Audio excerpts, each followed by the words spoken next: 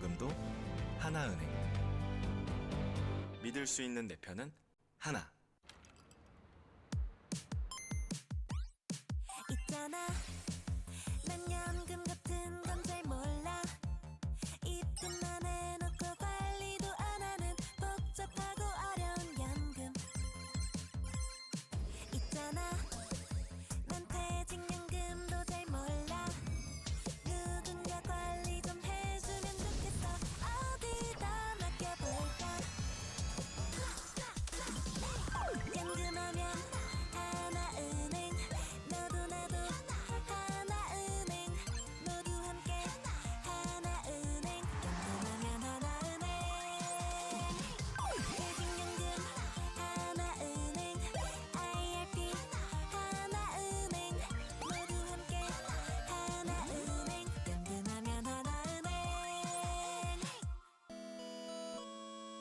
퇴직연금 하나은행으로 미션 클리어. 지금처럼 인생의 행복을 이어나가고 싶은 한 분 한 분의 마음. 평생 지켜드리고 싶어요. 손님의 소중한 연금도 하나은행이 평생 지켜드릴게요. 내가 받는 연금도 하나은행. 믿을 수 있는 내 편은 하나. 있잖아, 난 연금 같은 건 잘 몰라. 입금만 해놓고 관리도 안 하는 복잡하고 어려운 연금. 있잖아, 난 퇴직연금도 잘 몰라. 누군가 관리 좀 해주면 좋겠어. 어디다 맡겨볼까? 연금하면 하나은행, 너도 나도 하나은행, 모두 함께 하나은행. 연금하면 하나은행, 퇴직연금 하나은행, IRP 하나은행, 모두 함께 하나은행. 연금하면 하나은행. 퇴직연금 하나은행으로 미션 클리어. 지금처럼 인생의 행복을 이어나가고 싶은 한 분 한 분의 마음. 평생 지켜드리고 싶어요. 손님의 소중한 연금도 하나은행이 평생 지켜드릴게요. 내가 받는 연금도 하나은행. 믿을 수 있는 내 편은 하나.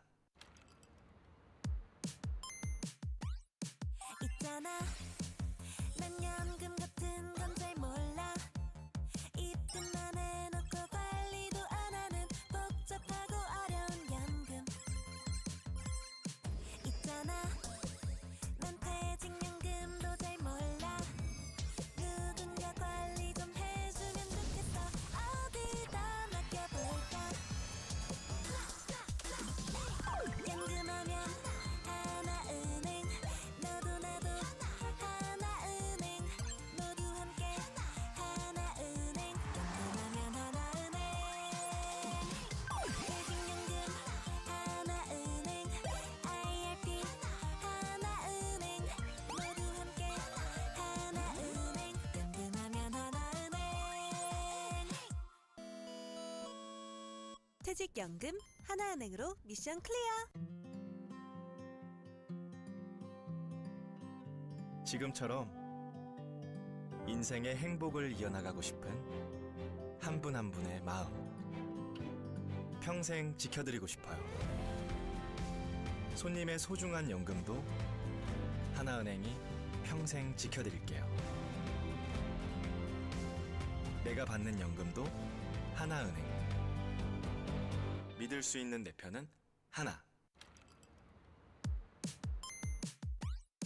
있잖아, 난 연금 같은 건 잘 몰라. 입금만 해놓고 관리도 안 하는 복잡하고 어려운 연금. 있잖아, 난 퇴직연금도 잘 몰라. 누군가 관리 좀 해주면 좋겠어.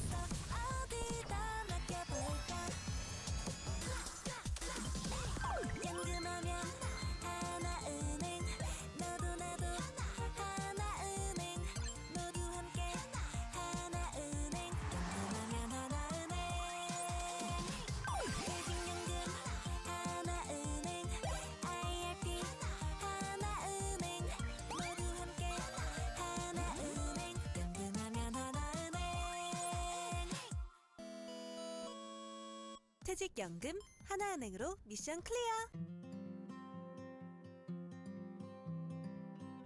지금처럼 인생의 행복을 이어나가고 싶은 한 분 한 분의 마음 평생 지켜드리고 싶어요.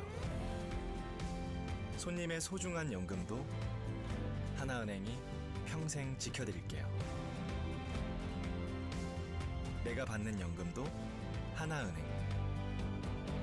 믿을 수 있는 내 편은 하나. 있잖아, 난 연금 같은 건 잘 몰라. 입금만 해놓고 관리도 안 하는 복잡하고 어려운 연금.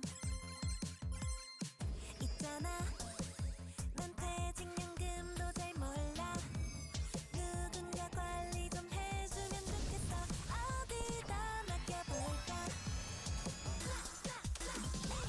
연금하면 하나은행, 너도 나도 하나은행, 모두 함께 하나은행.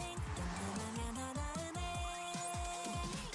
퇴직연금 하나은행, IRP 하나은행, 모두 함께 하나은행. 연금하면 하나은행. 퇴직연금 하나은행으로 미션 클리어. 지금처럼 인생의 행복을 이어나가고 싶은 한 분 한 분의 마음 평생 지켜드리고 싶어요. 손님의 소중한 연금도 하나은행이 평생 지켜드릴게요.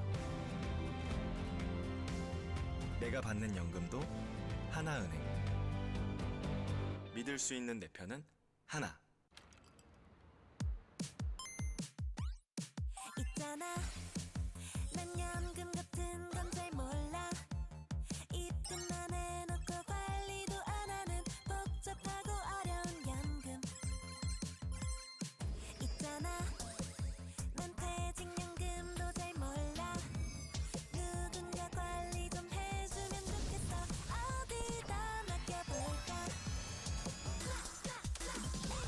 연금하면 하나은행, 너도 나도 하나은행, 모두 함께 하나은행. 연금하면 하나은행, 퇴직연금 하나은행, IRP 하나은행, 모두 함께 하나은행. 연금하면 하나은행. 퇴직연금 하나은행으로 미션 클리어. 지금처럼 인생의 행복을 이어나가고 싶은 한 분 한 분의 마음 평생 지켜드리고 싶어요. 손님의 소중한 연금도 하나은행이 평생 지켜드릴게요. 내가 받는 연금도 하나은행. 믿을 수 있는 내 편은 하나. 있잖아, 난 연금 같은 건 잘 몰라. 입금만 해놓고 관리도 안 하는 복잡하고 어려운 연금. 있잖아, 난 퇴직연금도 잘 몰라. 누군가 관리 좀 해주면 좋겠어. 어디다 맡겨볼까? 연금하면 하나은행, 너도 나도 하나은행, 모두 함께 하나은행. 연금하면 하나은행, 퇴직연금 하나은행, IRP 하나은행, 모두 함께 하나은행. 연금하면 하나은행. 퇴직연금 하나은행으로 미션 클리어. 지금처럼 인생의 행복을 이어나가고 싶은 한 분 한 분의 마음 평생 지켜드리고 싶어요. 손님의 소중한 연금도 하나은행이 평생 지켜드릴게요. 내가 받는 연금도 하나은행. 믿을 수 있는 내 편은 하나. 있잖아, 난 연금 같은 건 잘 몰라. 입금만 해놓고 관리도 안 하는 복잡하고 어려운 연금. 있잖아, 난 퇴직연금도 잘 몰라. 누군가 관리 좀 해주면 좋겠어. 어디다 맡겨볼까? 연금하면 하나은행, 너도 나도 하나은행, 모두 함께 하나은행. 연금하면 하나은행.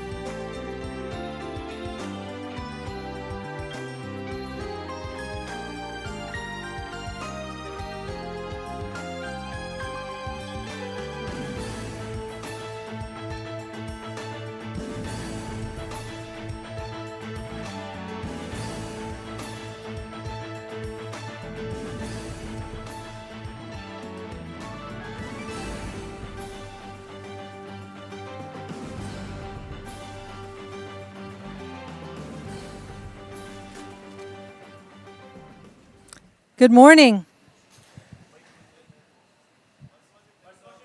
Good morning.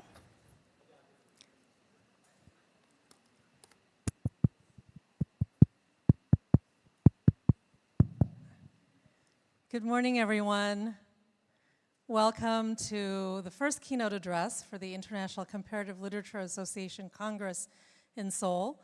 My name is Hyungji Park. I teach in the English department at Yonsei University, and it's my great honor to be moderating the keynote this morning. Both of our keynote speakers this morning need no introduction, and yet I will attempt to do so. We will be having two keynote speakers, each of whom will present for about 30-35 minutes. And after each keynote, we will take questions from the audience. So please be prepared with any questions you may have. And then after we'll hear from Professor Woo-Chan Kim, take questions, and then move on to Professor David Damrosch. Our first keynote presenter is Woo-Chan Kim, one of South Korea's most prominent and respected literary critics, scholars of English literature, and public intellectuals. He's known most for his theory of aesthetic rationality and his efforts to transcend ideological dichotomies such as conservatism and liberalism, or nationalism and globalism, a trait much needed in our societies today worldwide. Professor Kim was educated at Seoul National University and Harvard University, and has taught at Seoul National Korea and Ewha Women's Universities. He's a founding member of Literatures of the World and a member of the Korean Academy, National Academy of Arts, and has received numerous accolades for his contributions to literary theory and criticism, including the Incheon Award, which is a very big award in Korea, and the Green Stripes Order of Service Merit. He will be speaking today on life, truth, and variation. Please join me in welcoming Professor Woo-Chan Kim. Thank you. Well, I'll read from my manuscript, and I'll sit down and read from it.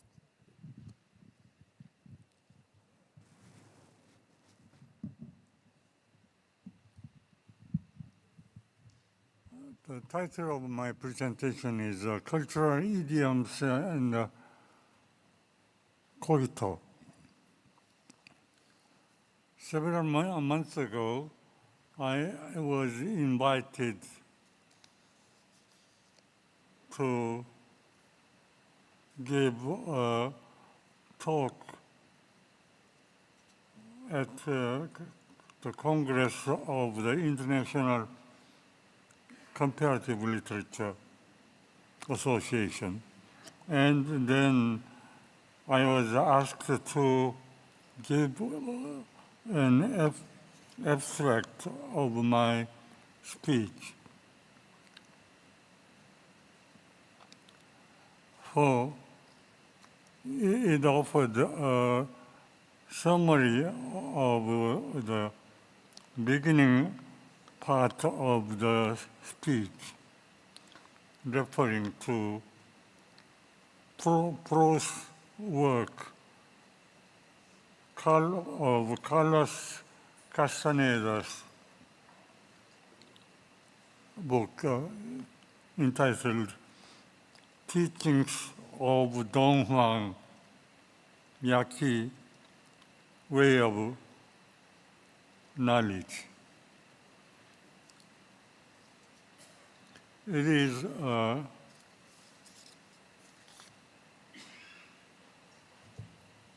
author's fieldwork for his dissertation, doctoral dissertation at UCLA. However, it is a full-length description of his experience of Yaqui native Indians of Arizona. It gives a description of objects, customs, and people he encountered in his experience of Yaqui tribe, unlike any fieldwork report, which mostly serves as a testimony for basis of reality for this dissertation.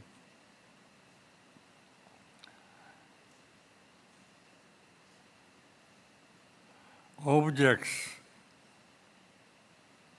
and people are classified in this book according to powers they possessed, and objects are first placed properly only in the correct spatial position in reflecting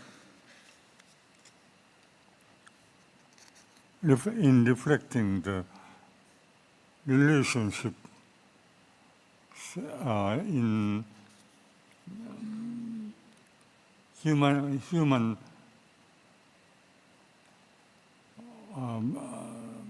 beings to objects in question. The same spatial strategy of space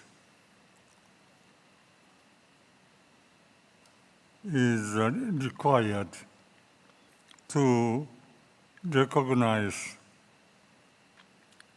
individual people and objects. The author comes to this knowledge through long association with an American Indian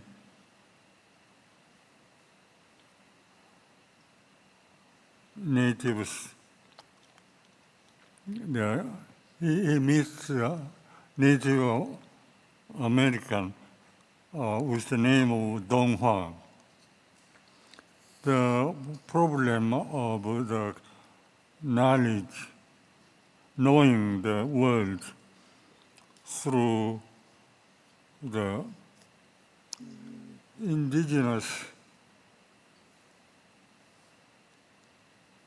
knowledge first came to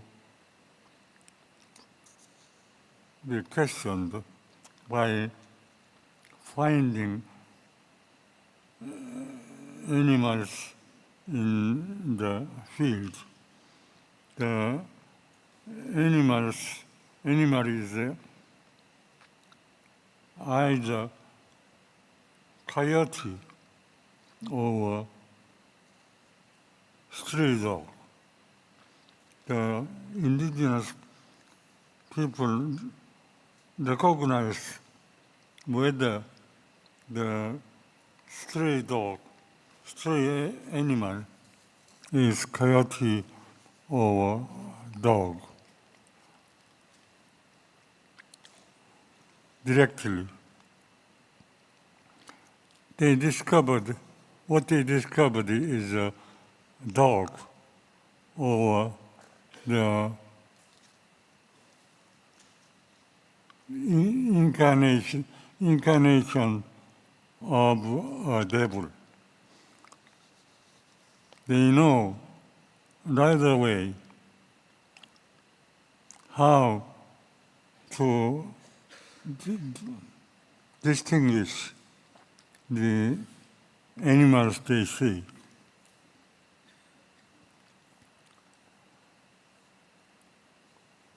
Field report is where traditional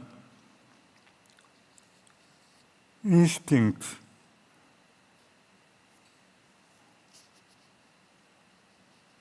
of instinctive knowledge of the world they inhabit.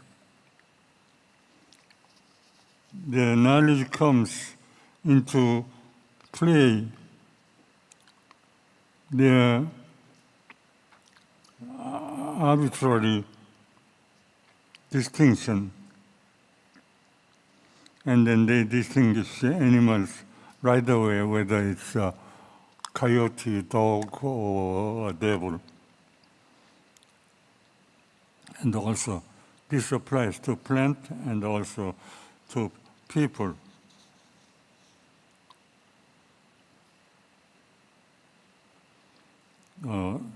They distinguish people, animals, and plants according to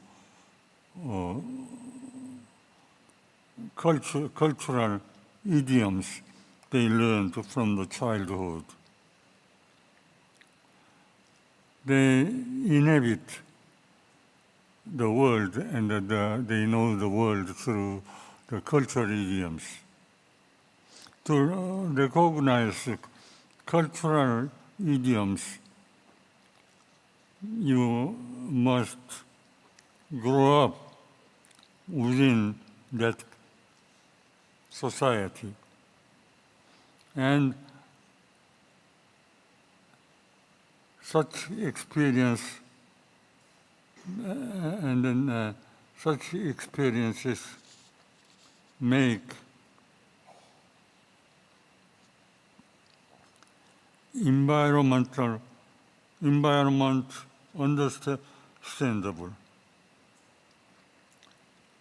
I wrote this last evening, and it was copied down and printed here, and then I have difficulty in reading my own manuscript.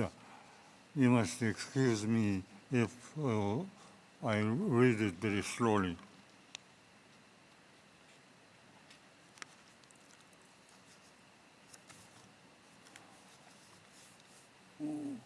When I visited the state of British Columbia in Canada, I also saw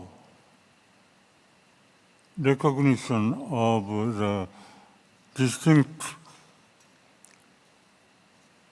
customary usage among the people there, classifying various things, objects, and people. This was legally allowed in British Columbia and in Canada. As you know, Canada has two official languages, English and French, but also they include some customary idioms in the usage of various things. It's legally permitted. When I visited Brazil, Sao Paulo, I also saw that they described many things in terms of cultural idioms of the native people. And the favela, the villages, became the center of attention by the visitors and also by natives.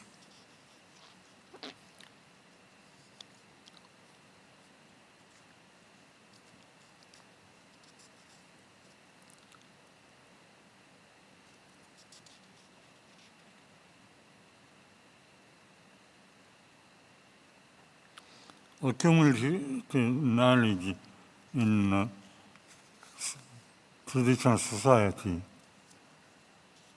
in social groups and classes and the whole nation were legally accepted as the language that could be used in communication with each other and also academically. I read while in America. This is copied differently from the manuscript I wrote. When I was in America, I was approached by an American woman who asked me about the meaning of various objects in Korean customs. This is not simply following the customs, but also it has its own usage. The pharmaceutical company Pfizer regularly sends their people, their officials to native tribes so that they could learn about the effective use of various plants for pharmaceutical medical purposes. And then they used this native wisdom for manufacturing their own medicine.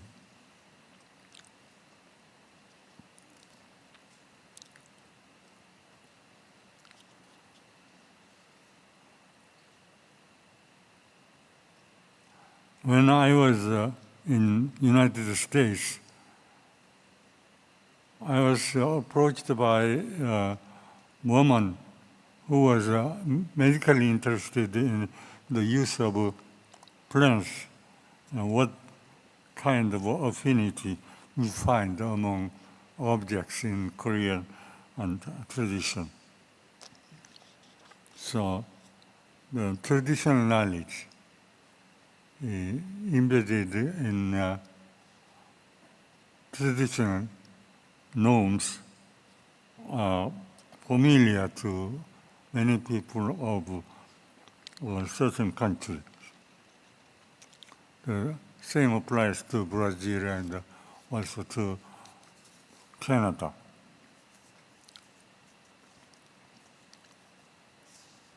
In an article, I came across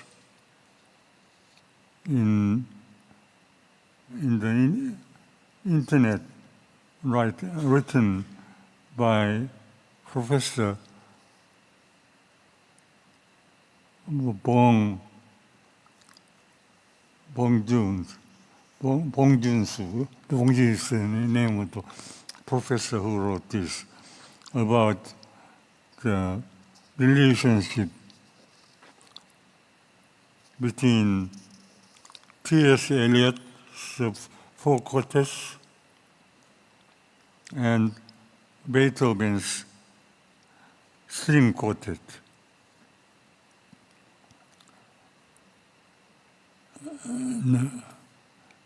Beethoven's String Quartet has a number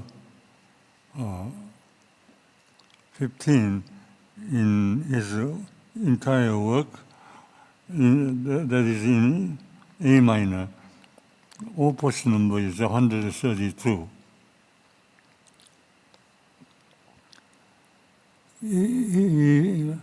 Professor Pong stated that both artworks, that is Beethoven's and T.S. Eliot's, carry same number of sections, short movement and long movement, and in turn.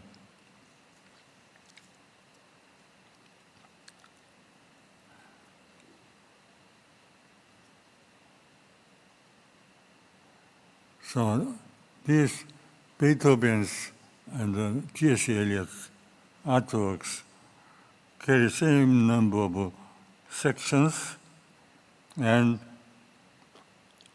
also, according to the author, the writer of this article, they both move emotionally from depression to elation.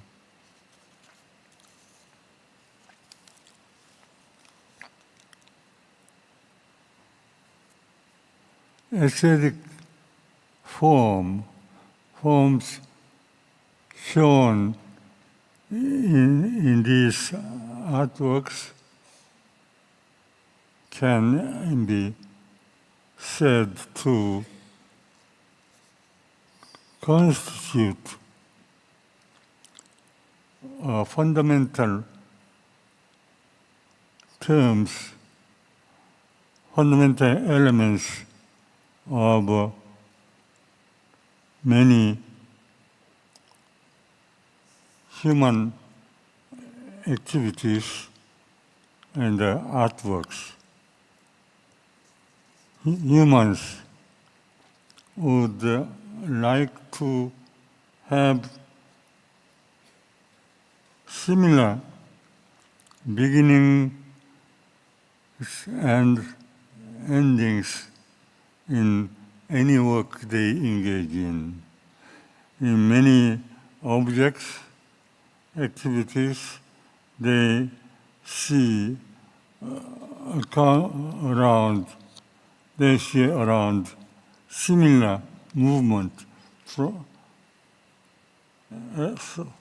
similar aesthetic form makes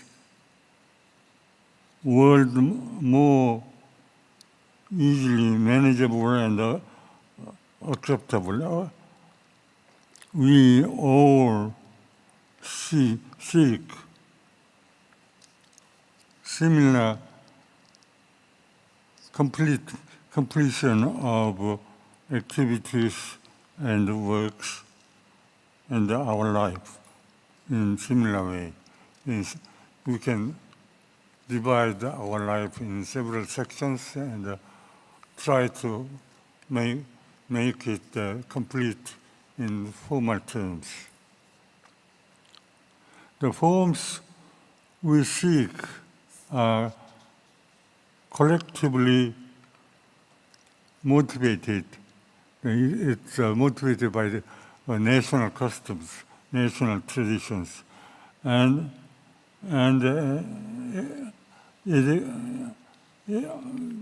when people compose certain artworks, they like to make use of these traditional forms, moving from beginning to end.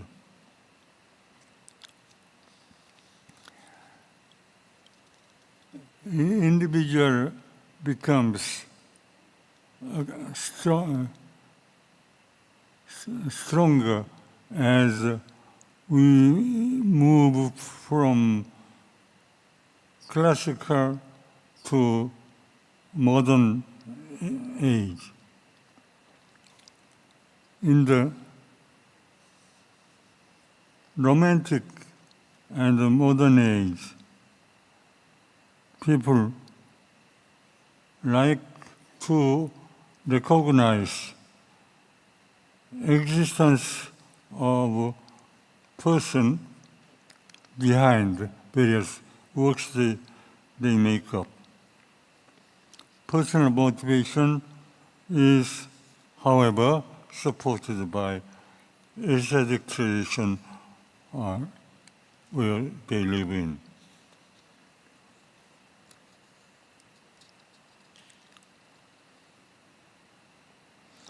There are authors, but in the back of their works, there are also the traditional forms that reinforce their personal sense of completion.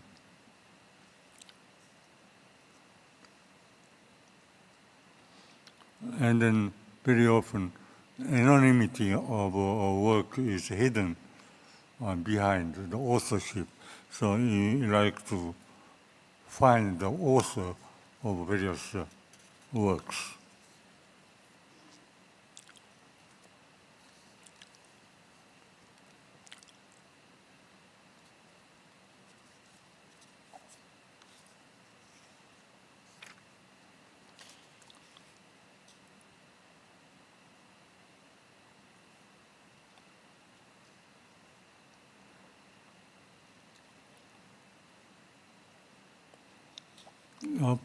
Plagiarism often becomes an issue in construing a work, or artwork, or literature. Or as you seek the blame of plagiarism in any pieces found in artwork, whether they borrowed, they stole somebody else's writings. But in old days, it was not a good thing to try to locate the authorship of the phrase you use. The sayings of Confucius was very often quoted without mentioning his name. Once I was made an examiner in evaluating a doctoral dissertation, and then I found there are many quotations in his dissertation from my own writing. And I asked him why he took my pieces of my writing into his dissertation. He said he just wanted to use my expressions to show his respect for my writings. So plagiarism is not really very well-known fault of any writing in old days. Quotations could be taken from anywhere, and then you don't have to give the names of the quotations that you make use of in your writing. So in the case where I found in the dissertation the quotations from my writing without mentioning my name or place where they have taken the phrases, they said, as I said, he wanted to show his respect for my viewpoint.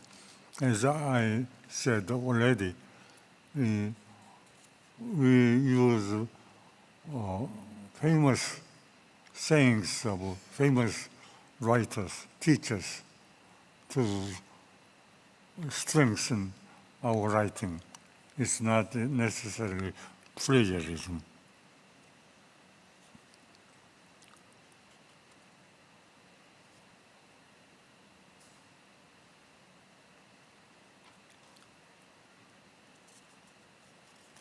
So it's a new convention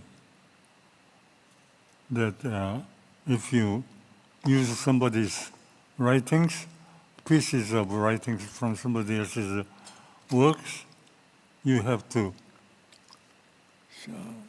show where it comes from so you can avoid plagiarism. But this is a convention developed in the modern age, and the convention that's accepted in academic writings in the West. But in old days, as I mentioned, just quoting somebody else's writings is not a fault or not crime. It's an accepted convention. But in the West and in the modern age, if you use somebody else's writings, you must show the sources.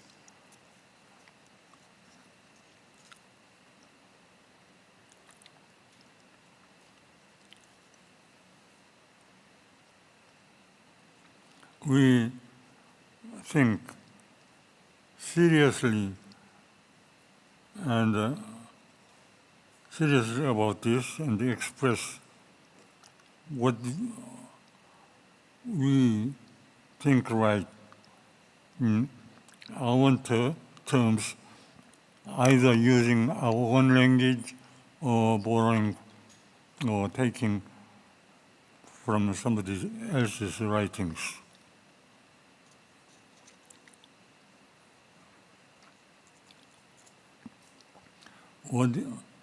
What is clear and true is supposed by what I think. So your thinking supports your own writing. So cogito ergo sum, the phrase used by Descartes in his discourse on method, is usually accepted, but it's not the case in old days.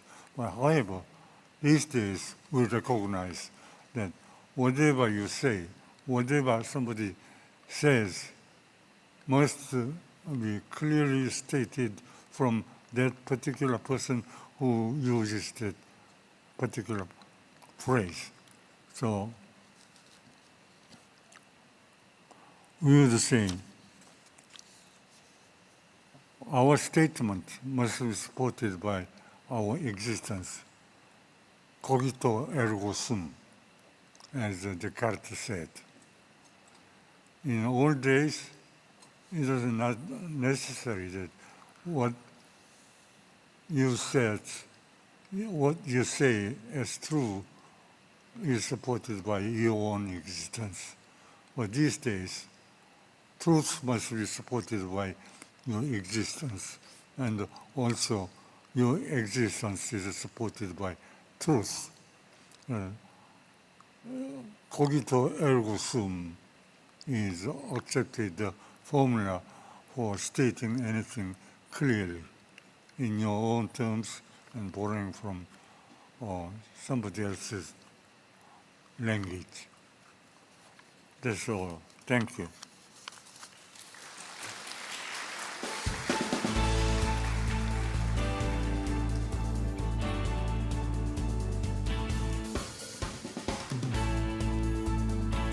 Thank you so much for that presentation. Professor Woo-Chan Kim gave a very wide-ranging presentation, beginning with a discussion of Carlos Castaneda's text about Don Juan, which, as you may know, was, when on first publication, is considered a work of anthropology, and since then has been changed to be considered a work of fiction.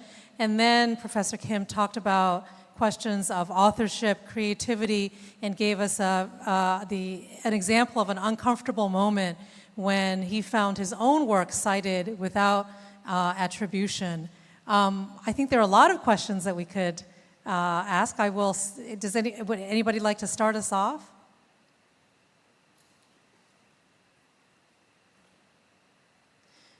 While you're thinking of questions, could I ask a question about the Carlos Castaneda text and ask you, I found that really fascinating, your discussion of how the text itself discusses the pharmaceutical components of the drugs that are used, and then you also gave an example of a Korean woman who discussed how the comparison between uses of traditional medicines and contemporary pharmaceutical companies.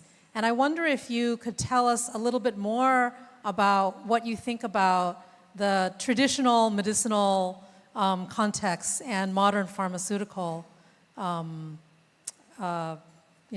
modern pharmaceutical industry. Traditional medicine is not really tested in medical usage. It's written down. Also, it's accepted among the people that the traditional way of curing certain disease is acceptable. For example, if you are bitten by a dog, you take the fur, your hair from the dog and then burn it and then mix it with your food, and then it helps cure the effects of a dog-bitten wound. If you take the burnt dog fur, dog hair into your food and consume it. So it's a way of borrowing the knowledge accumulated traditionally for many centuries, and then it's also common practice for people without medical aid directly available. Thank you for that wonderful answer. Do we have any questions from the audience? Yeah.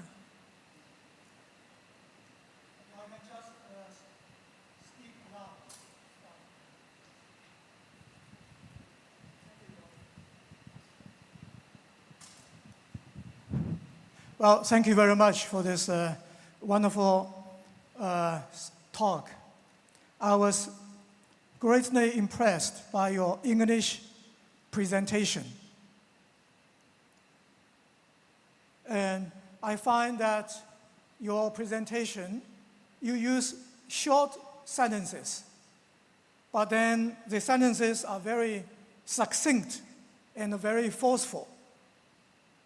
I wonder, as a Korean scholar, and what advice will you give to us, other like East Asian scholars, how we can contribute to literary criticism in English? General statement I would like in connection with the understanding of the usage of plants in our tradition. I would say that it is based on accumulated knowledge, accumulated for several hundred years, but also it's a general customs we have.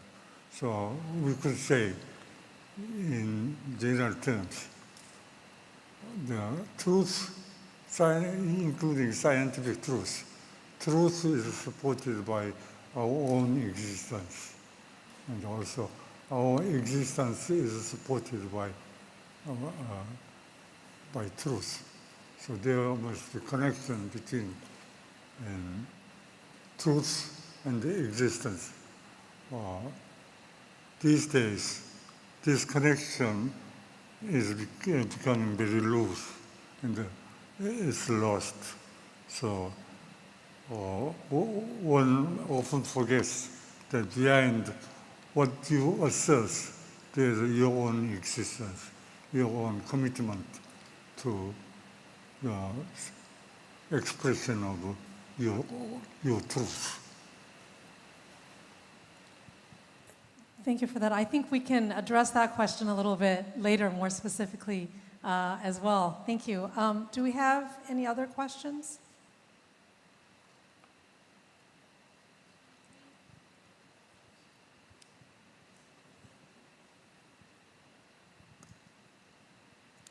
Hello, good morning, everyone.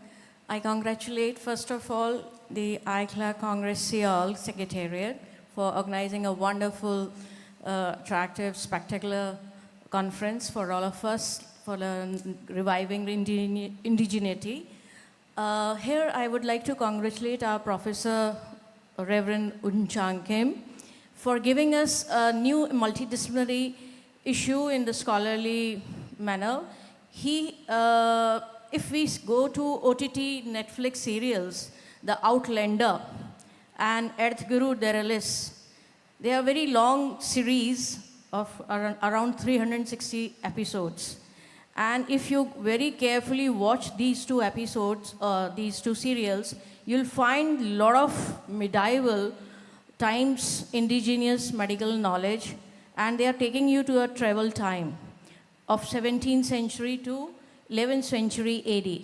So they are wonderful depiction of pharmaceuticals, innovations that they had been doing to cure the European world or whatever, the Middle East. Then secondly, if I come back to Indian novels, our Amitav Ghosh, a very popular figure, he has written a trilogy, River Smoke, Hungry Tide, and one more, Sea of Poppies. And there also you'll find in Hungry Tide, there's a reference of botanical gardens when East India Company lost America and America got independence in 1776. All ships turned towards the northeast of India. And that northeast of India full of medical indigenous knowledge. And that knowledge was actually a contradiction affair for both China and Indian Ocean matters, in the business matters, and trading war. So it's a very important issue for the scholars to revive this medical knowledge out of the books and texts that have been written by several authors. There's also Salman Rushdie, also he has written a lot about this in his novels. So I congratulate that this issue has been revived post-COVID. It's very important. Thank you. Yeah, almost respect traditional knowledge passed on from your forefathers, but also you always make it stand firmly on your commitment to your own existence. That commitment seems to be not quite strong in Korea. So, minister was called to be examined about her past, and then it was found that she plagiarized from her students' works. But this became a problem, but it was a problem not taken really very seriously in Korean media. So I wondered how the sense, the truth you believe in is based on your own existence, your commitment to your own life, or could be made generally available throughout society.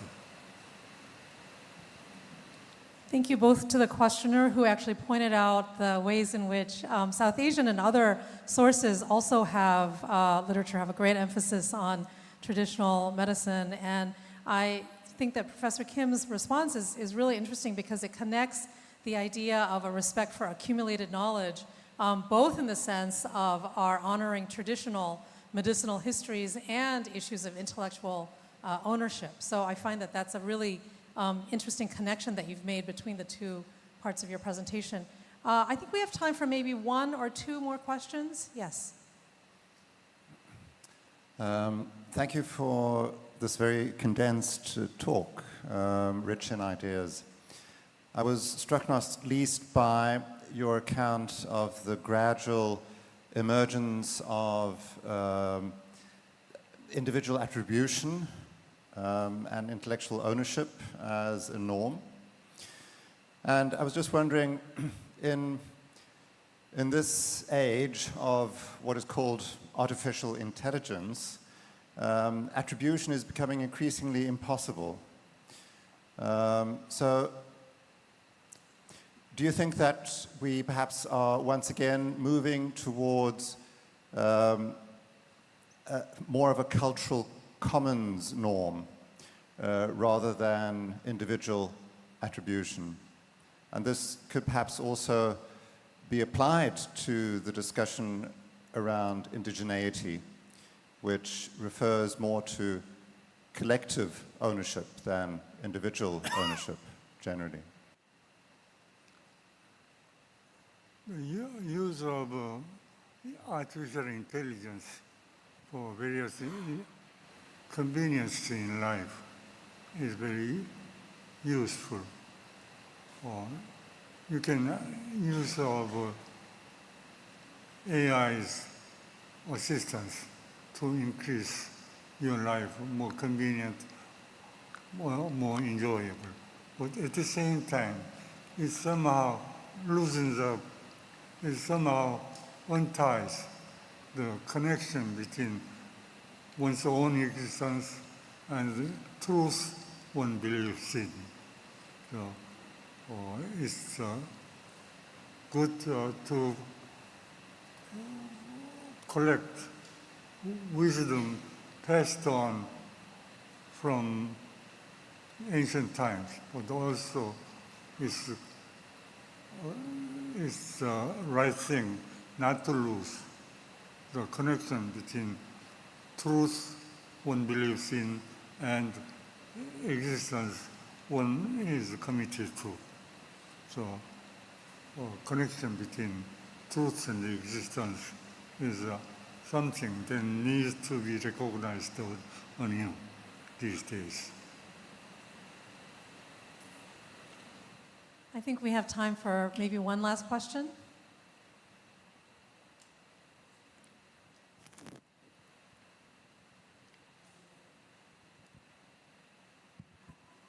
Thank you, Professor Kim. Very inspiring talk. I'm interested in the book that you mentioned at the beginning. I found the title of the book is very interesting. The Teaching of Don Wang, Yuki Way of Knowledge. So we found the combination of Western naming with the indigenous name of the people.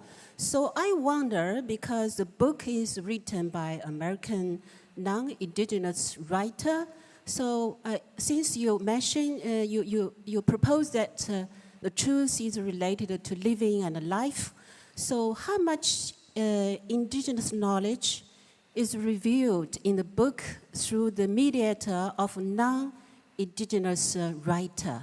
So that's my question. Thank you. We must maintain our respect for wisdom accumulated throughout the centuries in our tradition or in any native tradition. And at the same time, we must support scientific knowledge of these things, scientific analysis of the traditional wisdom passed on from generations ago. So it's both necessary to respect the tradition and also to confirm your commitment to the present day life. Nowadays, we are losing a sense of our own existence, losing our sense of life, because we rely too much upon the mechanical assistance of various inventions. Inventions helped to evolve very fast through the use of artificial intelligence.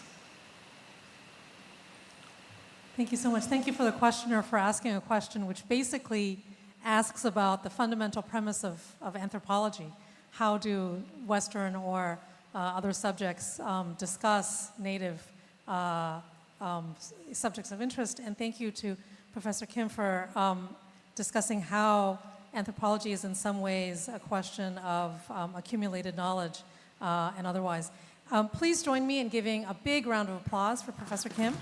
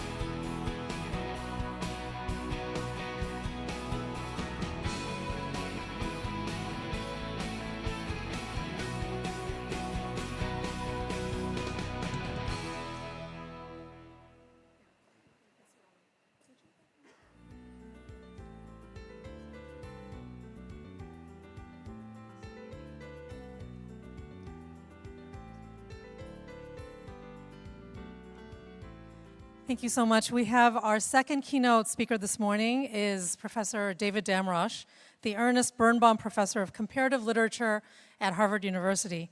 He's the founding director of Harvard's Institute for World Literature, a fellow of the American Academy of Arts and Sciences, and past president of the American Comparative Literature Association.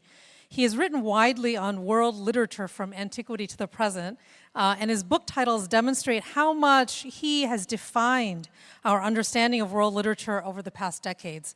His books include What is World Literature, How to Read World Literature, Comparing the Literatures, Literary Studies in a Global Age, and most recently, Around the World in 80 Books. And many of these books have been translated into many, many different languages, which also shows the true impact of his work in comparative and world literatures.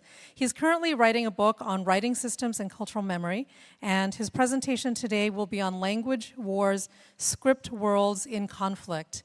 I will also, Professor Damrosch will actually be conducting his own Q&A session at the end of his presentation, so I will not come up here again, perhaps for a little bit.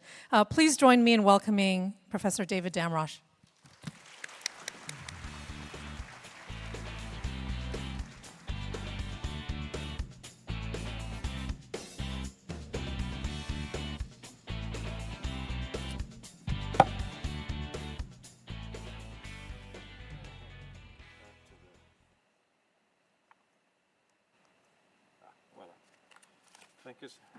Thank you so much. I'm delighted to be here today. Discussing language wars, script worlds in collision. So language is a prime means of communication, but also a prime instrument of conflict. I'm going to be looking at this today through the lens of writing systems or scripts, which I've come to see as forming a distinct presence in the world. The idea of a script world came to me when writing a book on the Epic of Gilgamesh, when I noticed that fragments of Gilgamesh have been found in all these areas on this map, far beyond Mesopotamia, where it originated, Western Persia, all the way up into Turkey, down into Ugarit and south, Megiddo, just north of Jerusalem. And I realized these fragments of Gilgamesh were found everywhere that cuneiform was being used, but nowhere beyond that. So less than the whole Near East, not in Israel, so far as we know, not in Egypt, but everywhere there. Not coincidentally, because it was used as a school text. Sometimes scripts can create a cosmopolitan harmony across nations, across empires, as cuneiform was doing. Sometimes they create national conflicts, or they serve to form ethnic self-definition. Here's an example of Berbers today in the Maghreb who have revived the old Punic script called now Tefinach because they don't want to use either the imperial Roman alphabet or the imperial Arabic alphabet, so they're looking for a third possibility. But scripts can also artificially separate closely related cultures. We can see this if we look at the first person pronoun I, that index of identity in 4 ancient Near Eastern languages. Looking at these scripts, you assume these must be completely different words. But if you see them all in one alphabet, you realize it's the same word, small differences. Ani, ana, anek, anahu. But you'd never know that from the scripts, which are separating these different script worlds. Already in 1877, here we have, an example of, in a pioneering, for the first journal of comparative and world literature, Acta Comparationis Literarum Universarum, with 11 official languages, the German-Hungarian scholar Hugo Melzo wrote that a people, however insignificant politically, is as important as the largest nation. From this comparative polyglot standpoint, should be considered the ukaz of the censorship office of the Russian Ministry of the Interior of May 16, 1876, the previous year, which prohibits the literary use of the Ukrainian language. He then uses religious language here. It would appear as the greatest sin against the Holy Spirit, even if it were directed only against the folk songs of an obscure horde of Kyrgyzs instead of a people of 15 million. In a time when certain animal species, such as the mountain goat and the European bison, are protected against extinction by elaborate and strict laws, the willful extinction of a human species or its literature which amounts to the same thing, should be impossible. This is perhaps the first ever comparison of minor languages to endangered species. Well, many authoritarian governments have followed suit of the Russian Ministry of the Interior in 1876. Here is a fascist prohibition on speaking or singing in Slavic in Croatia. In 1899, the Danish scholar Georg Brandes described language as a weapon.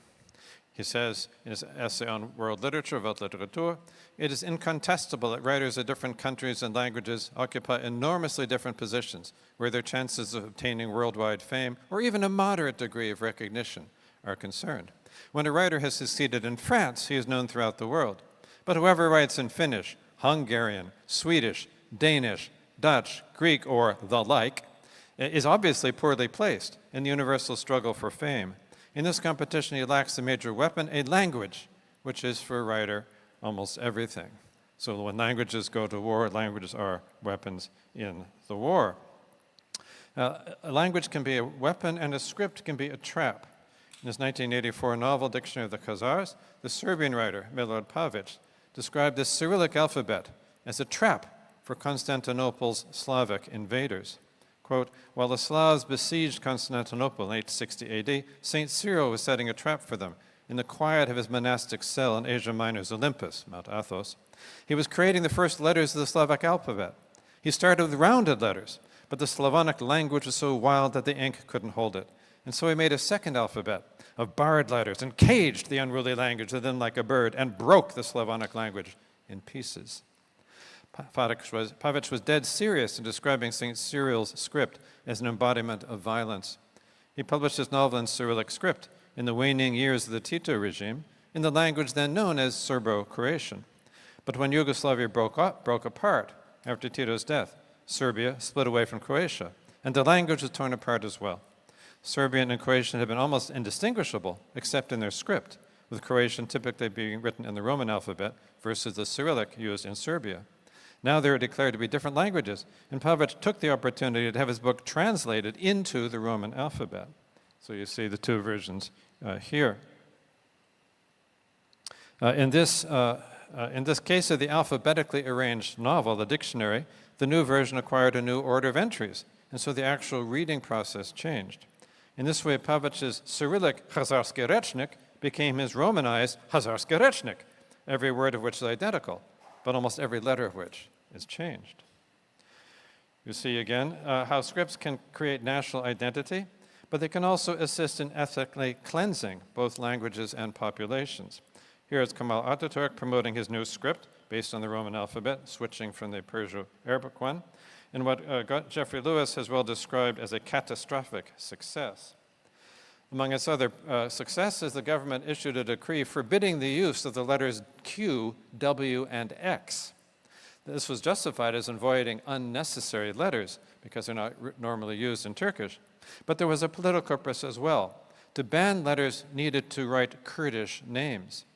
The ban was only lifted in 2013 as part of a democratization package that Erdogan put together as he sought to get Turkey admitted to the European Union.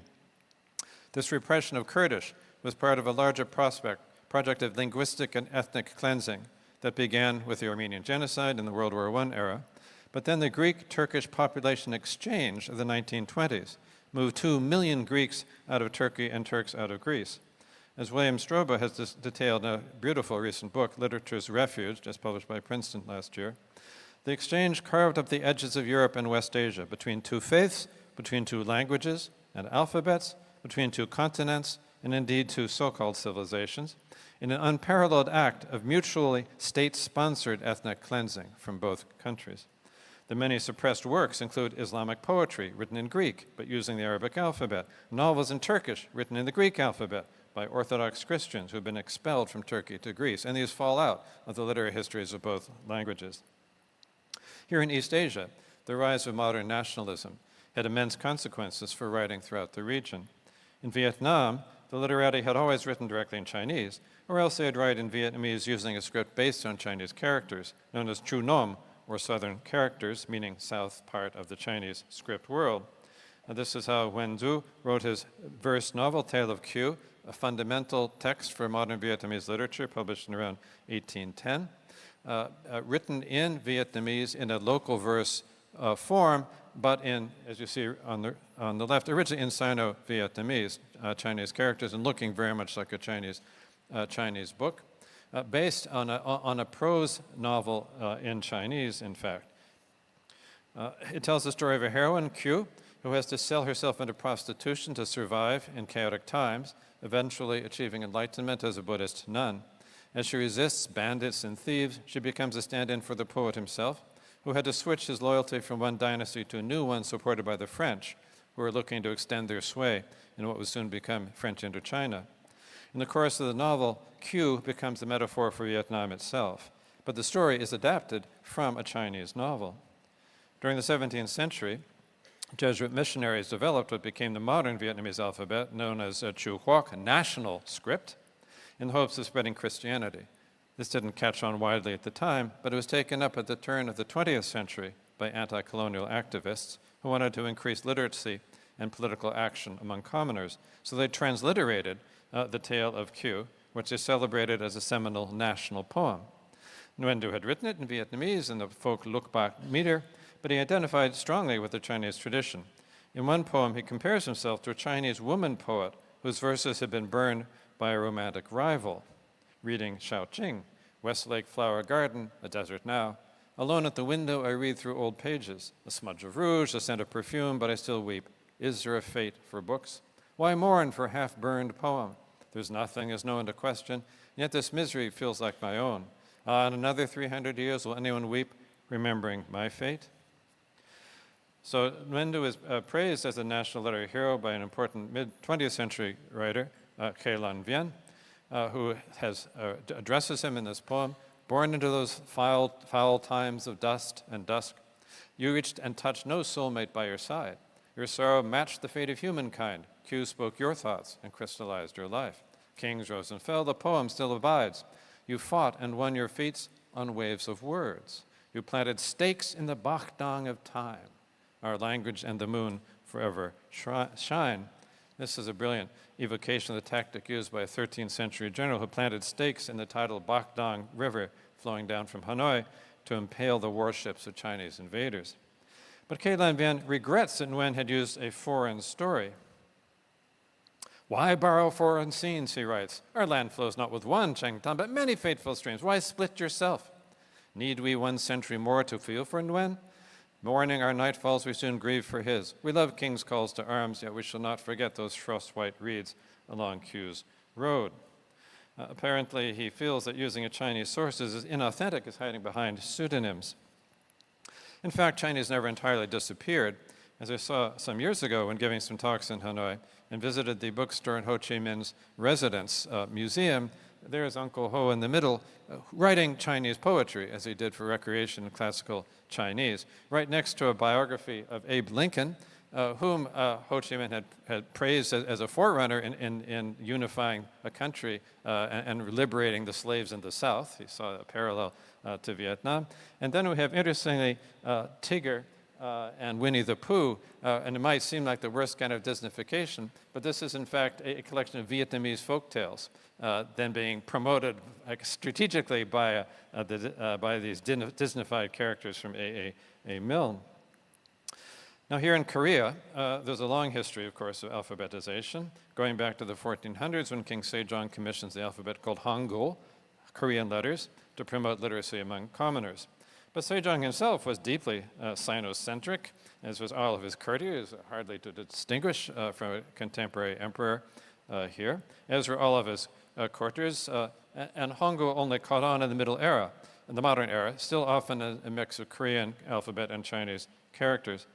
When Japan occupied Korea in 1910, the Japanese suppressed Korean and made Japanese the language of instruction in schools.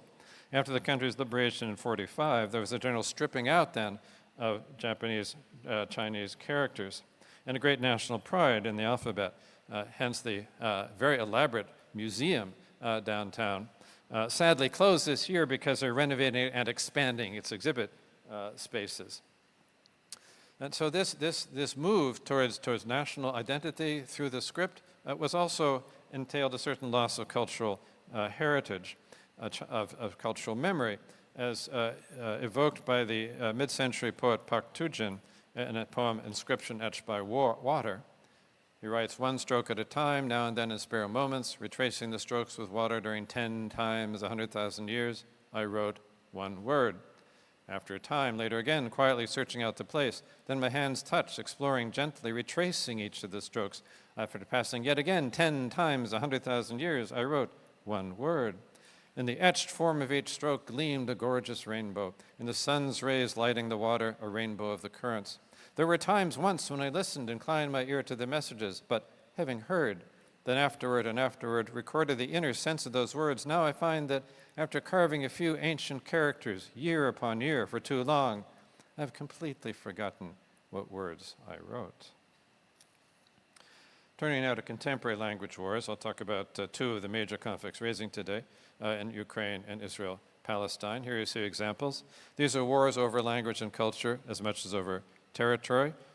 Here you see, this is a dozen years ago, ultra-rightists in Jerusalem covering over Arabic on street signs with slogans from their party.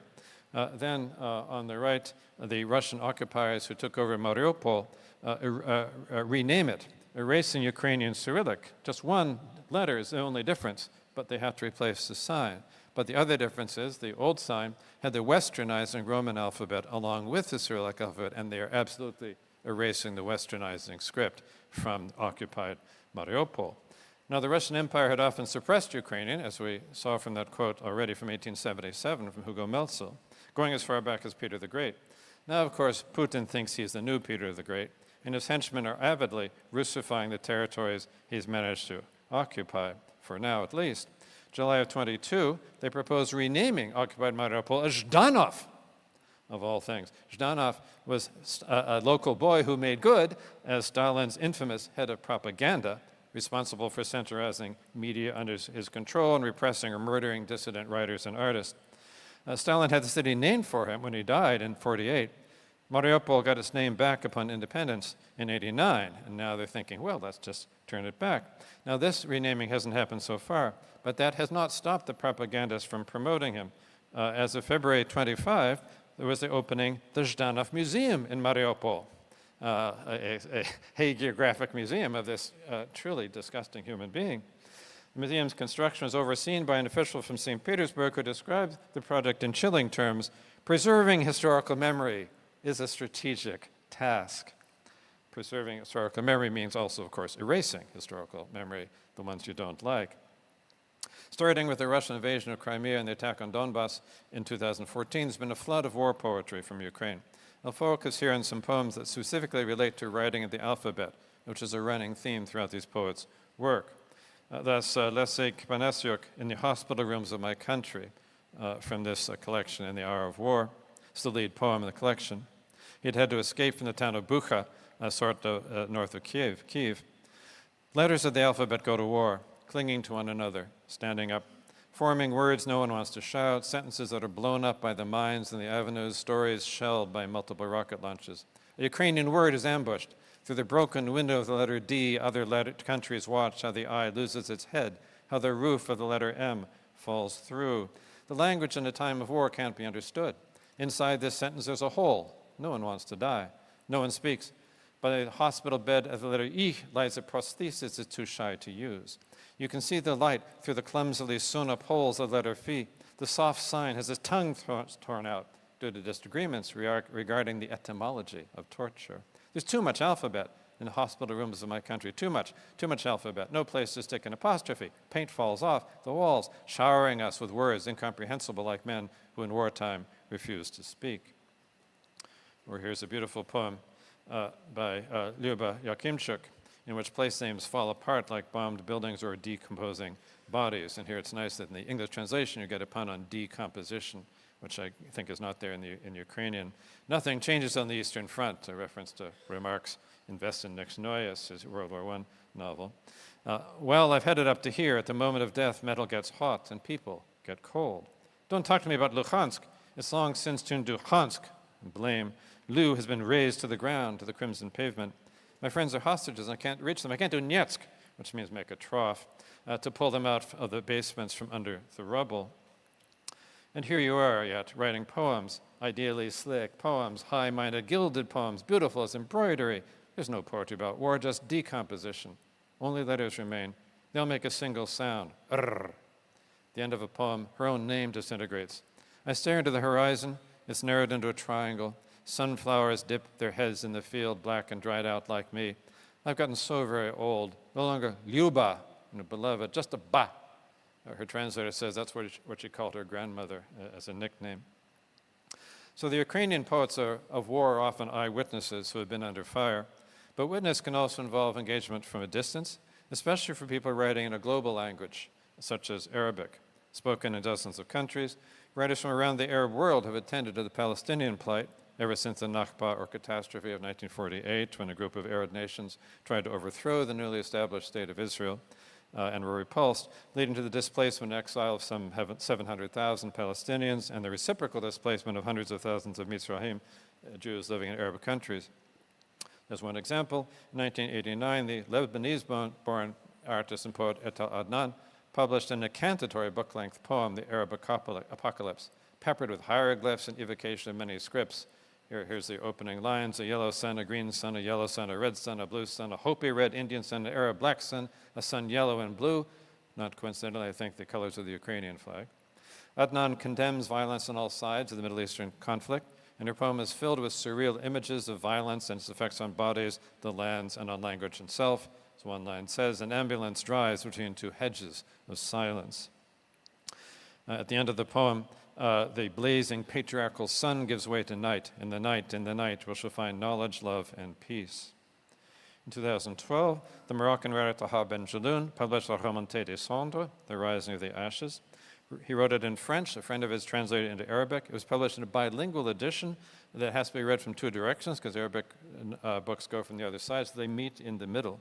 There's a bilingual English translation, French and English, side by side, but you lose the bidirectionality of the two original alphabets. The best-known Palestinian poet is Mahmoud Darwish, who wrote sometimes from within Israel-Palestine and often from exile. Here he is shown with his longtime friend Edward Said. Among his best-known poems, The Earth is Closing In on Us, with his haunting last lines: where shall we go after the last frontiers? Where should the birds fly after the last sky? Where should the plants sleep after the last breath of air? Edward Said used After the Last Sky as the title for my favorite book of his, this set of meditations on photographs of daily life in Palestine. And the Canadian artist Frida Gutman, more recently, he used it for a photo collage, The Earth is Closing In on Us. If you read the words on her page, they go from bottom to top, and the Palestinians gradually fade away. But if you read the images from top to bottom, as the eye naturally does, the Palestinians come into sharp focus before our eyes. Over the years, the sequence of wars has also led Israeli writers to offer their responses. Sometimes they express pure horror at acts of terrorism, especially the horrific attacks of Hamas on October 7, 2023. Other times, the Israeli poets protest their government's treatment of Palestinians as second-class citizens and the endless ensuing conflicts in patterns instilled from childhood on. In one poem, the Israeli writer ironically invokes the ever-popular children's text, Hanasich Hakatan, The Little Prince, in Hebrew translation. And he writes the poem, I think, inspired by the fact that unusually the Hebrew translation shows the prince with a sword. Usually the little prince is on his asteroid gesturing outwards. Here he's got a sword, and this has inspired the poet. So they'll call, Mayor Wieseltier, call up. So they'll call up the little prince, stick a submachine gun in his hand in place of the toy sword, and say, you might have come from another star, but now you're here. That's not an elephant you see under the painted hat, but a tank. The lamplighter's a terrorist. If you don't wipe out those sheep, it'll be your head instead. That's how it is, little prince. Days after Hamas's horrific attack, an Orthodox Israeli poet wrote an agonized poem naming all the settlements that have been attacked. God of Ofakim, God of Be'erit, God of Zakim, God of Halit, etc., etc., etc. Ending, what name shall I call out till you hear me? Pain struck, we've come to entreat you in gathering of the names, the faces, the fears, only the shofar bleating bitter. Ayacha, where are you? Another writer is moved to grimly recall the biblical story of the flood. What did actually, in a kind of a prose poem, what did actually happen after the aftermath of the flood? Once the waters abated and the land was dry, people emerged from their shelters to discover the scope of the disaster. the ruined houses, the corpses, the mutilations. They discovered that the world of yesterday was no more. What remains are words without syntax, no sense, no sentence, solitary notes, obstructed enunciations, no window open, no rest for the soul, a pun that comes through nicely. The syntactic chain that binds the words together is broken. Here we see a recurrent theme in war poetry from many times and places, the fear that no words can adequately respond to the massive violence. And conversely, a sense that in its very brokenness, poetry can give witness to trauma and to incomprehensible events. The most prominent Palestinian poet to have emerged from the recent events is Mossab Abu Toha. Having earned a master's in fine arts in the US, he returned to Gaza, where he founded an English language library dedicated to Edward Said. His first book, which you see, Things You May Find Hidden in My Ear, came out in 2022 and won the American Book Award and several other prizes. The title poem, dedicated to his doctor, advises her on stitching up his ear after he's wounded by shrapnel.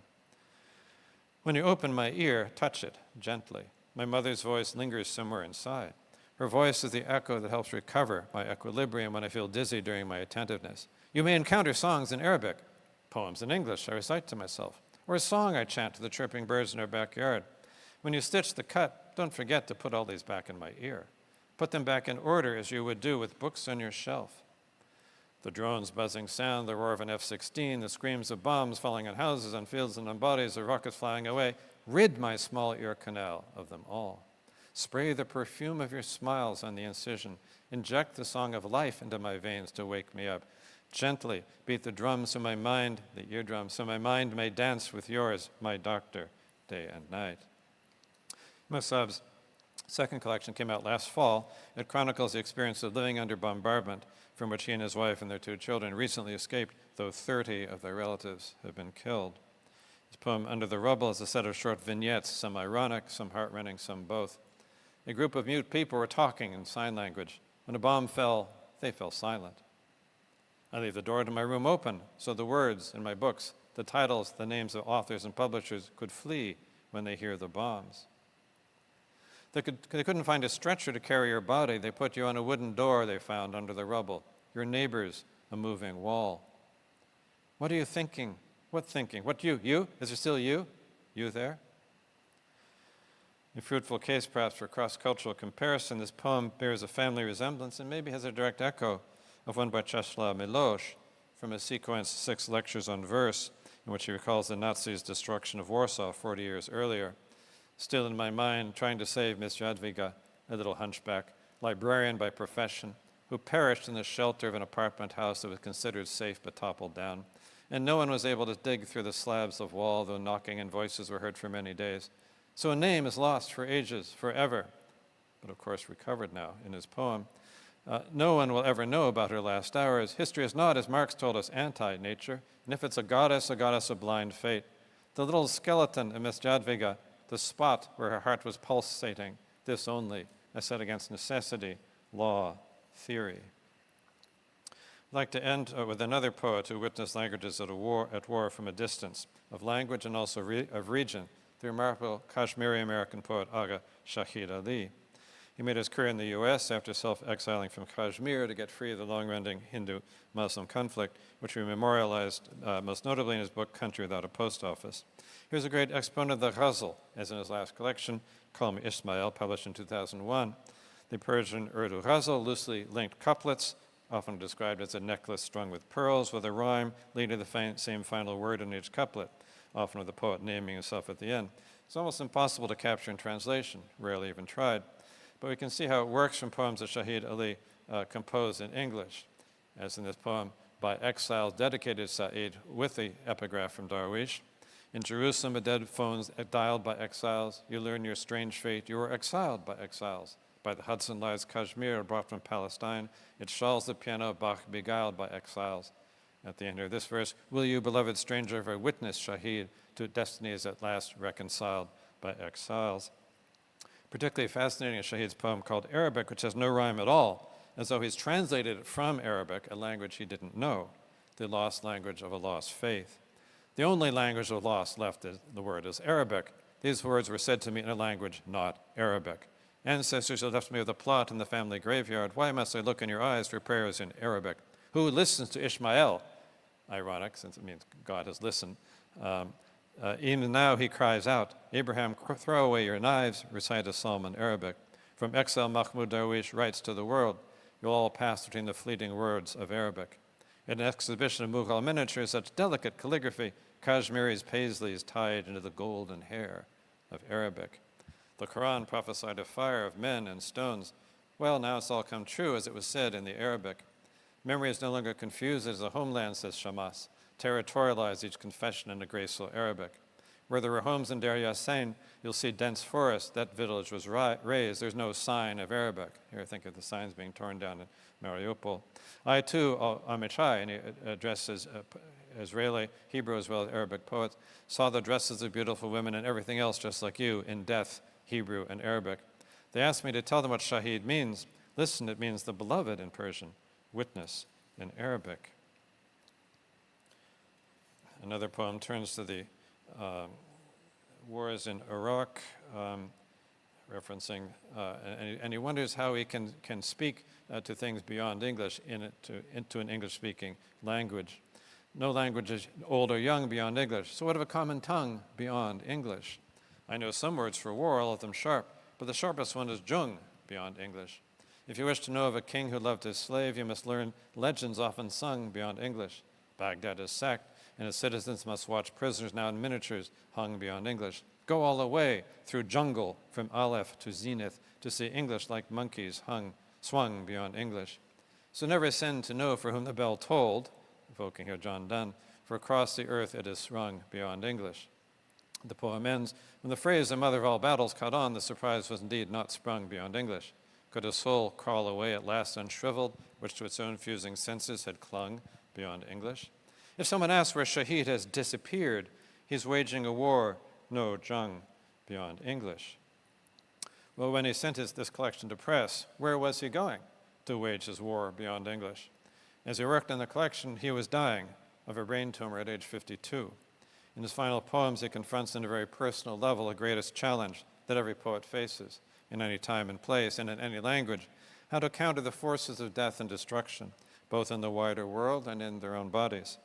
He closed his collection with one of his most moving poems. It's a ghazal that's just a single couplet long, existed. If you leave, who will prove that my cry existed? Tell me, what was I like before I existed? As often in the ghazal, the address is unclear. Is the you God? Is it a lover? Is it the reader who might close the book and leave? And who is the I? Is it the poet? Or, as I like to think, perhaps it's the poet, the poem itself, pleading with the poet not to leave.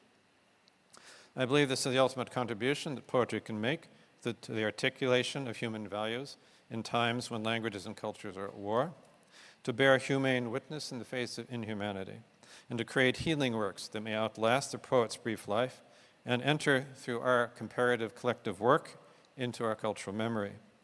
Writing both in and beyond English, Shahid Ali bore witness to the wars of our times and the wars of the world's languages, from Hindi and Urdu to Hebrew and Arabic, from the Holocaust to Kashmir, from Iraq to Israel and Palestine. A quarter century after his death, Shahid's poems keep alive the poetry of witness by the poet whose name means witness. Thank you.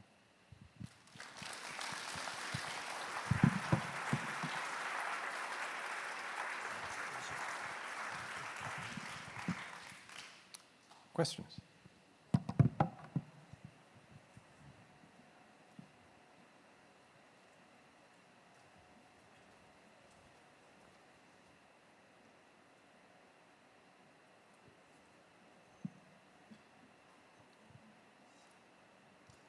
Hello, thank you for this wonderful talk. It was very rich in material.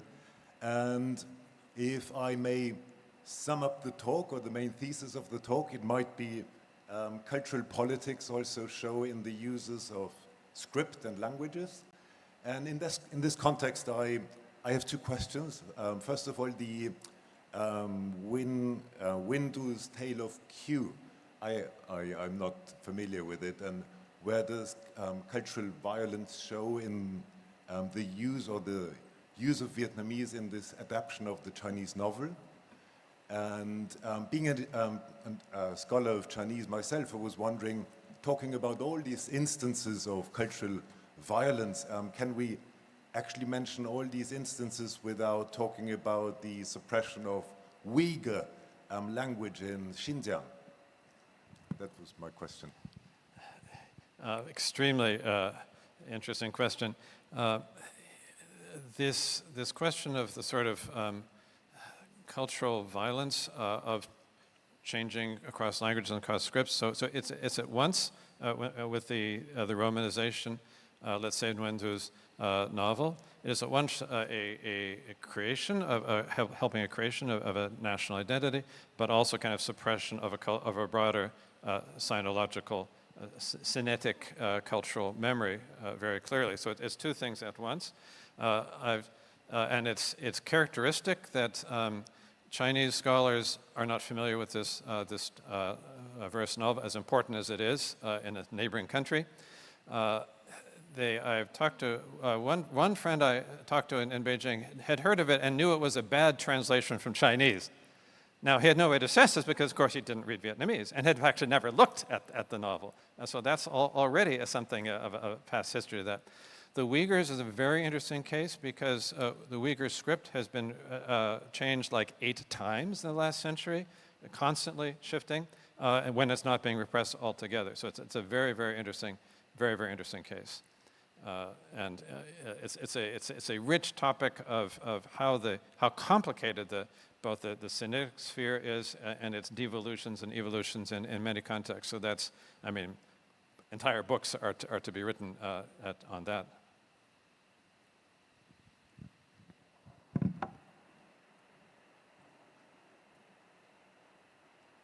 I would like to respond to this gentleman's question. I wonder, have you been to Xinjiang or Tibet? Because I have just come back from Xinjiang 2 years ago, and I've been to Qinghai, very near, a part of Qinzhang Gaoyuan. So I don't know why you talk about the suppression of minority ethnic culture, because everywhere we see the bilingual or even 3 language parallels. And even in the capital of Qinghai, we have museums of Tibetan culture and Tibetan medicine.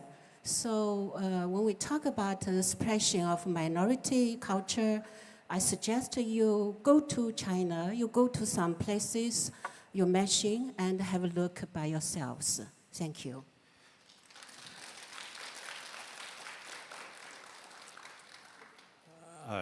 I must add to this that I had for a year a house guest with his family. We have a program at Harvard called Scholars at Risk, which I'm currently chairing, in which we invite 2 or 3 or 4 scholars each year who are at considerable risk at home. And this was a Uyghur linguist, a very knowledgeable, a very capacious intellectual, who had to flee with his family. While he was with us, his mother died. So he heard from a third party because he was unable to communicate with her. I must say that it is not a very happy story, what's happening in Uyghur territories, from anything I hear about.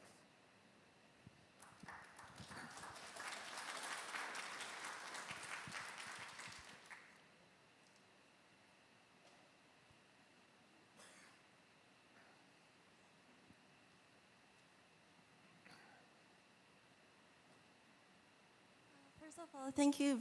First of all, thank you very much for this very inspiring talk. And I have 2 questions. So the first one is that you've talked about how each language, especially the script, is tightly connected to a single national identity. So I want to hear, how would you think of the impact of multilingual or like polyglot poetries or those type of multilingual literatures? Do they sort of destabilize those type of identities or connections? And my second question is about like internet-based language and their invasion into the literature world, such as emojis or other type of like short written forms like LOL, LMAO and stuff like that. So do you think those scripts, they're also representative of a sort of nationalism? Do they also have political impact? Or they are more like generational wars? Thank you very much. Well, this is great. You're already prophesying the chapters I still have to write in the book I'm working on. The chapter I'm just starting is on multi-script situations in India, where you get often a kind of a happy story about, oh, all these scripts coexist together. It's a very, there's a Sanskrit cosmopolis, and then there are all these vernaculars that come. But I'm quite interested, I was hearing recently from a Punjabi scholar about the Sikh script that was developed by gurus starting in the 17th century, because they did not want to have to, it's sort of like the Tefinak, they did not want to have to use either the Devanagari or the Persian Arabic script. And so used in multiple languages by Sikhs for centuries in Punjab and beyond was the Sikh script developed to give them an alternative. In the different languages they're using, they would have a script that was their identity. So it's a really, really interesting question, even in a multi-script and multilingual society.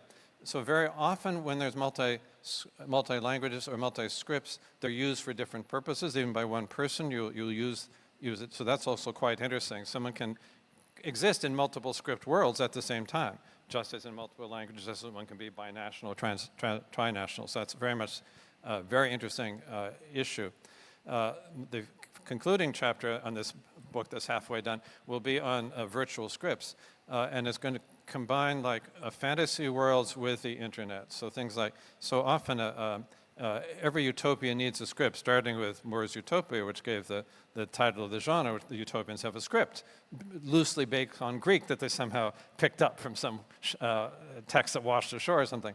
Tolkien's Lord of the Rings, on the title page, you have his version of runes, and then you have his invented Elvish script, which itself actually was reinvented from an 18th century idealized script, a kind of Esperanto of script. I have a chapter on the runes on the Nordic case called A Rune of One's Own, actually. And then at the end, I will be going to these internet things. And in fact, I was just bought, there's an entire novel written only in emojis. It's a short novel, and I don't know the emojis well enough to decipher it, but it's a very interesting process that is in some way international, but in some way will always turn out to be localized as well.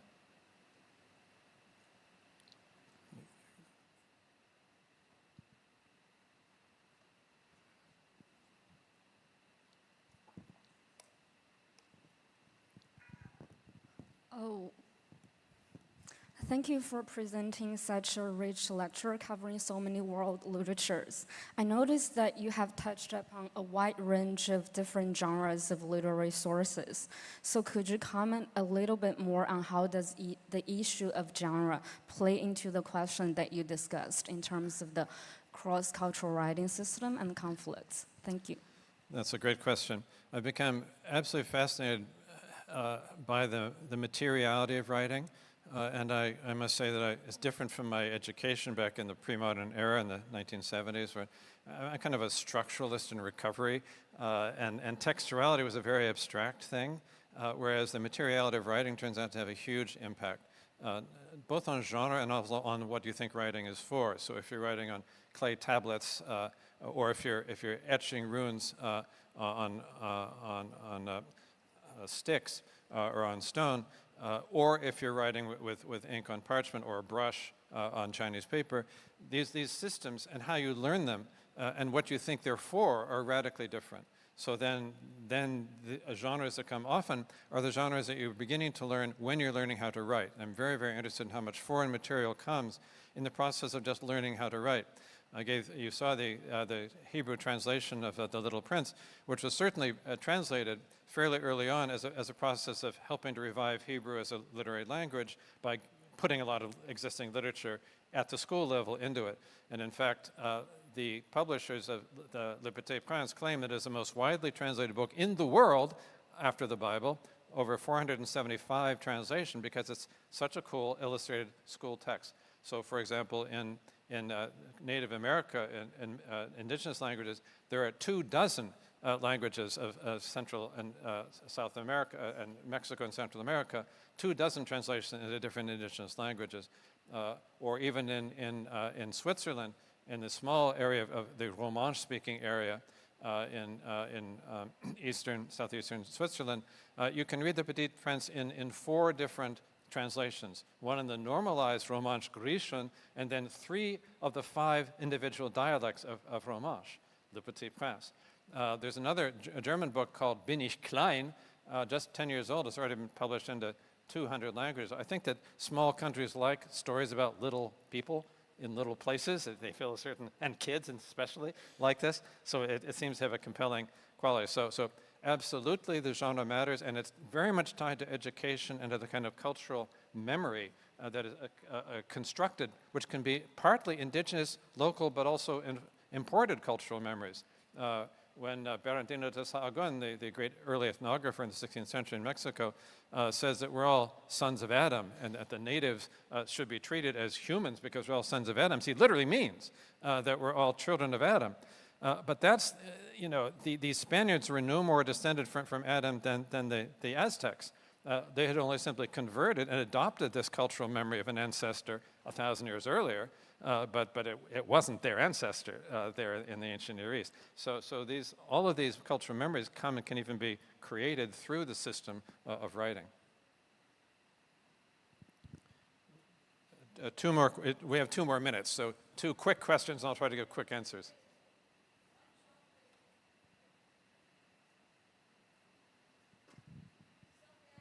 Hello. We have here a question already. Hello. Thank you very much for your talk. And my question concerns lyric poetry and the failure of language. So it's always been part of poetry, and you spoke about this in your lecture, that language struggles to speak. Words fail, especially for the poet. And my question is, what is unique with the lyric poet struggling to speak of historical violence versus, say, poets struggling to speak of a religious encounter that they struggle to put into words, or familial grief in which one needs to speak of the deceased, but words fail, language fails. So what's unique with the lyric poet struggling to speak of historical violence? Thank you very much. Well, that's a very interesting connection you draw also to sort of religious ineffability, unsayability. And I think of figures like Paul Celan, very much thinking about those connections. And to me, what's most striking, and I alluded to it in 1 or 2 of these poems, the poems that are most moving to me are the ones that make that part of their theme, the brokenness of the poem, the incommunication, as they become especially eloquent on it. So that is the short answer. I think poetry uniquely faces the limits of language and draws us into that. There's an Aztec poem recorded in the 1560s called Water Pouring Song about the destruction of Tenochtitlan, and the native nobility are made to carry water jars for the Spaniards, and they say, well, and my poem, this is this water jar, and I'm going to break it now because it's been broken. And the most eloquent, moving poem about its own brokenness. One final question was over here, I think. Either one of those. In the green shirt, he had his hand up first. Thank you very much, Professor David Damrosch. I have a question about world literature because I have made great contributions to the development of the notion of world literature. So, as many scholars have pointed out, that the current map of world literature is dominated by perhaps the Western literature. My question is, do you have any suggestions about how to help those periphery literatures, such as, the national literature of the Globe South countries become world literature, or how to world these periphery literatures? Thank you very much. I'll try to give you a 1-minute answer to a question that has so many rich aspects. One thing I think our role as scholars here at Icla, I think is mentioned, we should be translational activists, and my friend Sandy Berman, who's here, is a great translational activist. And in particular, bringing in works. And we, in our classroom, in our translation, online, all kinds of ways.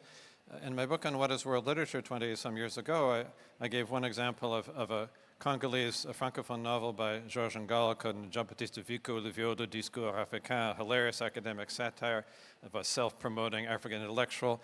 It was published in 1975, never translated. It didn't serve anyone's interest. It wasn't anti-colonial, it wasn't pro-Africa, it was making fun of cosmopolitans, everything. And I said at that time, well, world literature will come into its own when we can read this novel outside specialized French circles and understand it as a Congolese novel, as a francophone novel, as a postmodern novel, and as a text in world literature. 20 years later, I decided I should put my time where my mouth was, and I have now translated it. It's just been published in a dual language edition. You have the edition in French and a translation for school use, again, by the Modern Language Association. So all of us really have to do this. And the other thing is I'm particularly interested in writers from marginal communities or less dominant communities who see strategies. So, I mean, Orhan Pamuk has written very explicitly about how he latched onto the detective story as a global genre to get himself known. You know, My Name is Red and several others. He was detective, The Black Book. And then also with English. English for him is not a oppressive language, but it's a convenience because half of his 60 translations are via English. And he'd much rather be translated well through English than badly directly, you know, from Turkish to Vietnamese or not translated at all. And he's very, very strategic about it. So I think also we can attend to the ways in our role sort of as gatekeepers to help open these gates and see what are the works that at a given moment have a good chance to reach a wider audience and also as translators really make it happen. Well, thank you very much.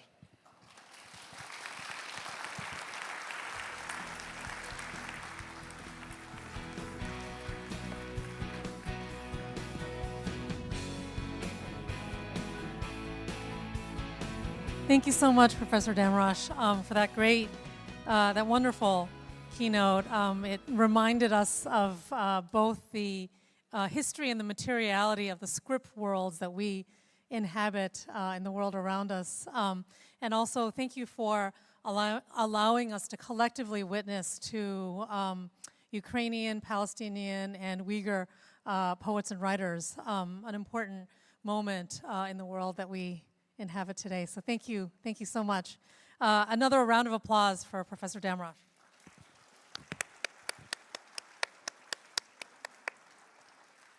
I have a few housekeeping announcements to make. We do have a little bit of a break, and at 11 o'clock we'll be having many different sessions, but one of the sessions I want to alert you to is taking place in this very room on the UNESCO Memory of the World, a special session that takes place here at 11. And then a couple of other housekeeping announcements. All the keynotes are actually being live streamed on YouTube, and you can also go back and rewatch the keynotes on YouTube. And all the information is on the ConfTool app. So please go in there, check for the links. You can find them now, you can find them later. And then something very important to all of us, coffee. You may or may not be aware that on my right, your left, on the opposite side of the registration desk, if you go out of the hall, on this side, there is coffee available, I believe, all day. So please avail yourself of coffee there. After these sessions today, at 3:30, we'll be having the Nobel Prize winners keynote and opening ceremony at 5:30. Again, that will be back in this room, and I will see you again at that point. And Professor Young-Min Kim, chair of the committee, does have a few words to add. Thank you. Thank you so much. Actually, Professor Park Hyung-ji is the deputy organizer of the co-organizer. She is a very distinguished professor. And actually, the opening ceremony will start from 5 o'clock. And the Nobel Prize will be included in the opening ceremony. So it will start around the 5:30. So if you look at the program, I think basically you have to find out the ConfTool. Everything is in the ConfTool. So I think sometimes you can check the notice. Notice and ConfTool is very important for information. So sometimes you can have the QR code outside. You can take the QR code and then you can get access to all the information about the program book. Also, we have special sessions, 4 special sessions. One is sooner or later, at 11 o'clock, we'll have the special session on the UNESCO Memorable World. Now, recently, Cultural Heritage program is very popular in Korea now. So I think and then another one is the Living with the Machine session. It's about the AI. And then third one is kind of the Korean literature and world literature. And then number 4 is the celebration of 70th anniversary of the ICLA. So we have 4 special sessions. If you go to ComTool, search, there's a certain space. You type whatever you want to keyword, and then you can find easily, instead of looking at all the, okay, maybe you can juggle with the bar. It looks very complicated, but if you find out the way, table and list, and then with the 2 tables, 4 tables, 5 tables, you can make it easier, and then you can make your own agenda. So I think also you can have a discussion. You create your own agenda as well. So I think there's no time for us to gather together like this. So that you're a little bit confusing about how to use the app itself, ComTool.